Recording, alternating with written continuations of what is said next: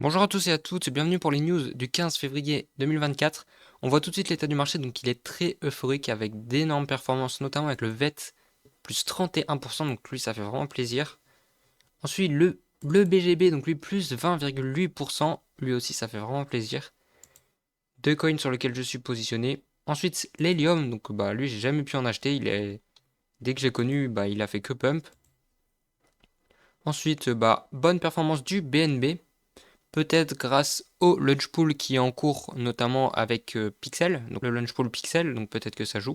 Et voilà, ensuite on voit de bonnes performances sur quasiment tous en fait. Et donc on commence tout de suite les news du jour avec Starknet, donc enfin, mais en même temps, tout le monde est deg en fait, donc Starknet, ça y est, ils ont enfin annoncé leur airdrop. Donc vous pouvez voir directement les critères sur provision.starknet.io. Bah c'est un peu une grosse galère, tout le monde leur crache dessus parce que en fait ils ont fait un critère qui a plu à personne en fait, c'était avoir 0,005 Ethereum, donc en fait c'est l'équivalent de 15 dollars sur ton wallet. C'est vrai qu'il fallait les avoir en Ethereum et même moi j'ai pas été éligible parce qu'en fait j'avais plus de 300 dollars mais je les avais en ST Ethereum. Du coup j'ai pas eu l'airdrop à cause de ça.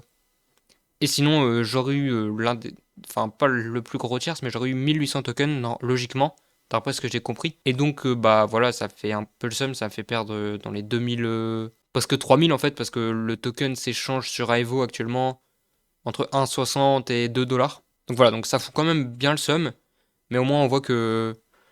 Après, on va pas se plaindre, on va se dire ce mois il a déjà bien commencé avec Jim, etc. Et puis les mois précédents on a vraiment bien croqué. Donc là, bon, Starknet, un petit peu le somme de l'avoir loupé, mais c'est pas grave, c'est la vie, on peut pas tout avoir. Et ensuite, donc ça c'est le premier drama, donc tout le monde leur crache dessus pour 7 critères, parce que tout le monde dit oui, ils ont fait comme Arbitrum, sauf que Arbitrum, il fallait avoir l'équivalent de 50 dollars sur son wallet. C'est pas du tout pareil. C'est quand même beaucoup mieux. Là, c'est beaucoup plus compliqué. Enfin, il fallait avoir en Ethereum, quoi. Mais en soi, enfin, avoir des Ethereum comme ça sur son wallet, c'est un petit peu, bah, pas débile non plus, mais un petit peu, quoi. Parce que vaut mieux toujours les mettre en ST Ethereum. Comme ça, tu as du Ethereum à 4%. Donc forcément, c'est mieux de les mettre en ST Ethereum. Enfin, bon, voilà. Moi, je suis un peu deg, j'avoue, j'ai un peu le seum parce que je l'ai pas eu. Mais c'est pas grave, il y en aura d'autres. Et ensuite, il y a eu un deuxième drama par rapport à Starknet. C'est que, en fait, donc, les VC et tout, ils sont pas vestés. Enfin, ils sont vestés, mais ils sont pas lock. Contrairement à tous les autres. Parce que, en fait, ils ont, dans leur, comment dire, dans leur contrat, c'était, ouais, vous êtes bloqué un an, ou je sais pas combien, quelle date. Mais en fait, ils ont pris à partir de la création du token. Et le token, ils l'ont créé il y a un an à peu près. En gros, les VC, ils ont pas de veste, ils sont pas vestés, ils sont pas lock, ils sont juste vestés, mais pas énormément du coup. Donc voilà, donc ça c'est assez chiant. Donc tout le monde dit ouais, ils vont nous dump sur la gueule et tout, mais peut-être oui, c'est vrai que c'est sûrement le cas, ça va sûrement se passer comme ça. À surveiller. Donc voilà, donc deuxième drama, Starknet il commence mal. Mais c'est pas pour autant que moi je vais pas en acheter, donc moi je compte en acheter. Bon, peut-être pas à 2 dollars, 2 dollars je trouve ça vraiment cher. Ouais, peut-être aller 10 milliards de total value lock, ouais, pourquoi pas. 10 ou allez 15 milliards max, mais pas à 2 dollars. À 1,50, j'en achèterai sûrement, mais pas à 2 dollars. Ensuite, donc c'est Coin Academy qui nous dit que le prix du Bitcoin propulse le portefeuille de MicroStrategy au-dessus des 10 milliards de dollars. Donc c'est n'importe quoi et GG à eux. Mais voilà, donc en tout cas ils ont 10 milliards, c'est vraiment énorme et bah voilà, on voit que Michael Saylor, ils ont fait le bon choix. Ensuite, encore une fois Coin Academy qui nous parle du programme de récompense ascendant de Gravity Protocol. Et donc voilà, donc ils ont fait un petit tuto pour voir comment être éligible à Gravita. Donc voilà, donc si ça vous intéresse, je vous laisse aller voir leur doc. Ensuite, c'est Goku qui nous parle de Revolut et qui dit qu'il s'apprête à lister le Bonk et en distribuer 1,2 million de dollars dans la section Learn de son app. Donc ça, c'est vraiment pas mal. Enfin, moi personnellement, quand j'avais récupéré, j'avais dû récupérer dans les 10 ou 15 dollars. Je sais que je suis descendu à 5 dollars. Mais bon, de toute façon, c'est. Moi, je considère pas vraiment ça comme des cryptos parce que c'est sur Revolut, quoi. Enfin, c'est sympa, voilà. Des banques gratuitement, juste en répondant à des questions sur Revolut.